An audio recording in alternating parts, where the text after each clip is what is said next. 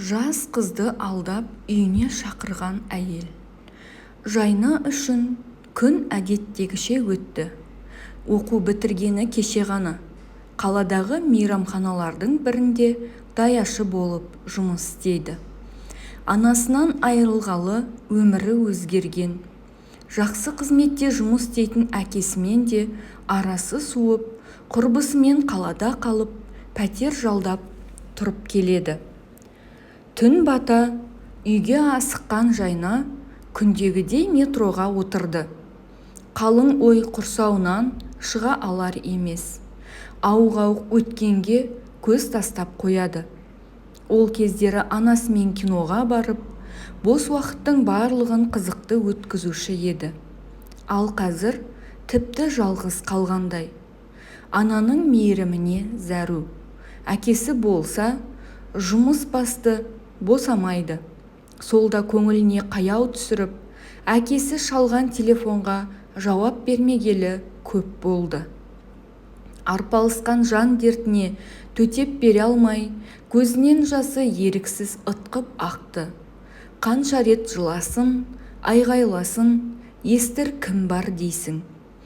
Жүйткіген метро діттеген жерге тоқтады. Аялдамасына келген Жайна метродан түсіп бара жатып, көк сөмкеге көзі түсті. Иесі ұмытып кетсе керек. Аяғын алшаң басып, қолын соза сөмкені өзімен ала түсті. Үйге келгенде құрбысы Дана екеуі сөмкені аша жөнелді. Қалташасында сөмке иесінің визиткасы тұр екен. Сол адрес бойынша сөмкені иесіне қайтармақ болған Жайна ертеңі автобусқа отырып үйіне келеді. Есікті аққұба келген, сәнді киінген, жас шамасы орта буын әйел ашты.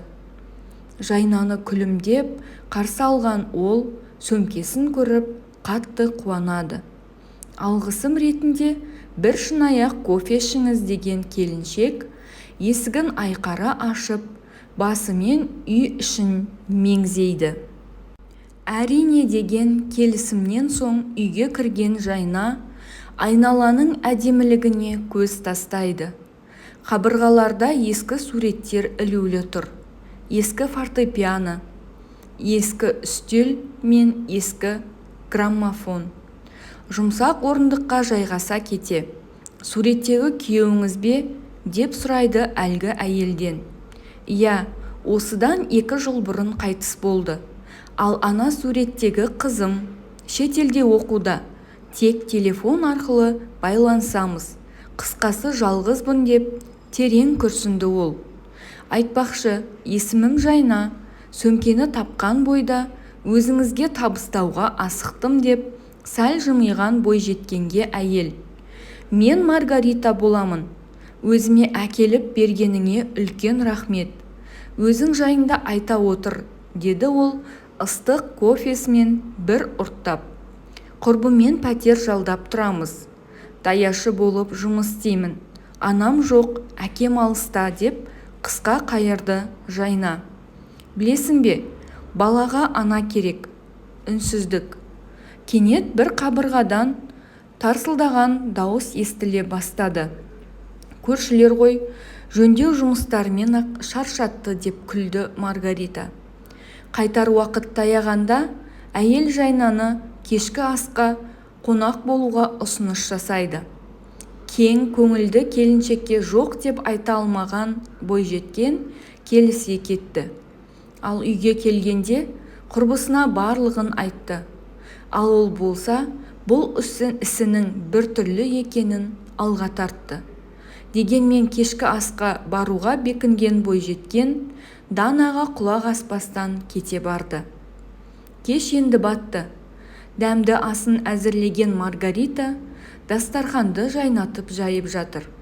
Әңгімелесе отырып, торт әзірлеп, тіске басар дайындап, арасында күліп ойнап қояды екеуі. Бұл күнде өтер. Сен де өмірімнен ғайып боласың. Тағы да жалғыз қаламын деп терең күрсінді әйел. Ал Жайна болса, ол не дегеніңіз? Анам қайтқалы езуіме күлкі үйірілмеген еді. Сізбен жолыққалы мен де жалғызсырамайтын болдым деп жымиып қояды. Арғы бөлмедегі тартпада қасықтар бар. Алып дастарханға орналастыршы деген Маргаритаға басын изеген Жайна шкаф алдына келді. Бірінші есігін ашқаны сол еді, денесіне бір суық су құйғандай күй кешті. Шкаф ішінде қаз-қатар тізілген көк сөмке. Жалма-жан ішін аша бастайды. Иә, өзі тапқандай сөмке ішінде Маргаританың визалары. Сөмке сыртында кім тауып әкелді, соның аты жөндері жазылыпты. Тәлтіректей есігін жауып, үйден шығуға асықты. Қайда деген әйелдің таңданысына құлақ аспай кетуім керек деп жылдам басып үйіне асықты. Жүгіріп келеді. Құрбысының күдігі расталғандай. Келе сала барлығын Данаға айтып, қорқатынын жеткізді. Ал сол түні Маргаритадан келген хаттар мен үздіксіз қоңыраулар толассыз еді. Уайымдайтынын айтып, сағынғанын жеткізіп әлек. Ертеңі Жайна әдеттегіше жұмыста еді. Кенет терезеден Маргаританың қарап тұрғанын көрді. Мән бермей жұмысын қайта жалғастырады. Түн бата терезеге қараса, әлі тұр. Шошына артқы есікпен шығып, таксимен үйіне қайтады. Ал лифттен түсе бергенде қақ алдында Маргарита тұрады. Әбден есі кеткен қыз саған не керек деп айғайға басты. Түсіндіргім келіп еді, құлақ аспадың.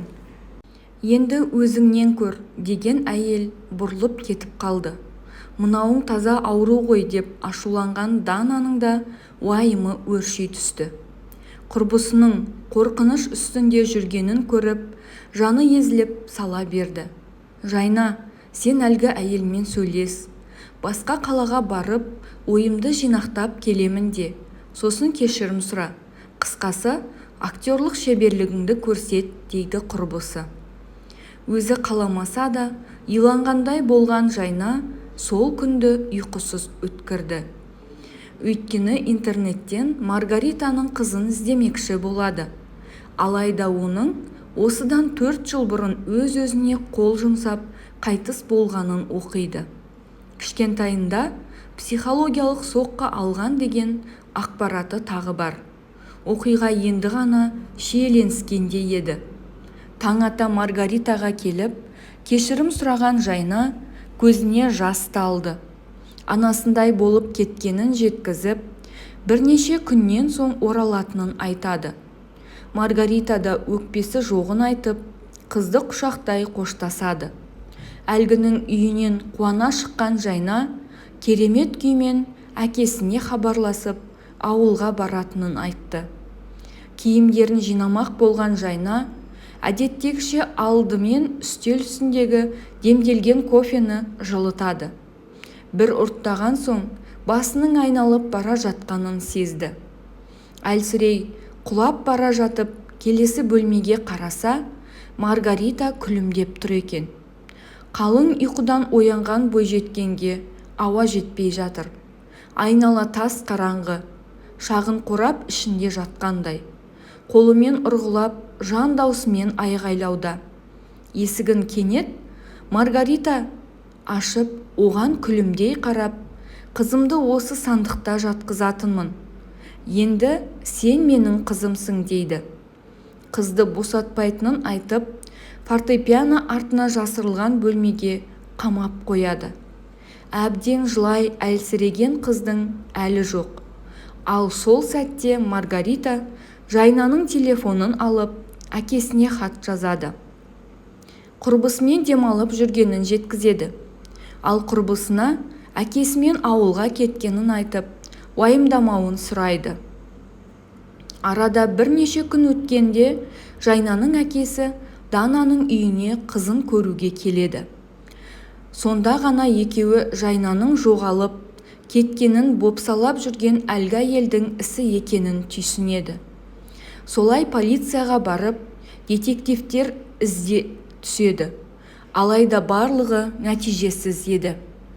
Жүйткіген метро, сары шашты, сұңғақ бойлы ару орындықтан иесі ұмытқан көк сөмкені тауып алды.